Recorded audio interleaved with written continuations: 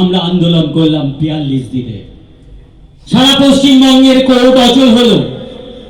সবাই আমরা একসাথে হয়ে বললাম, না, এটা অন্যায়, এই অত্যাচার চলতে পারে না।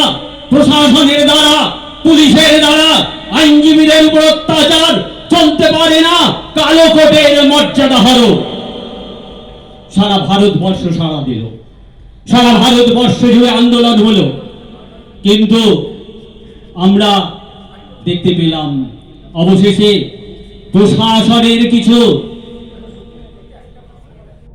দাদা, যারা হাইকোর্টের এই মামলাকে দিনের পর দিন পিছিয়ে নিয়ে গেল,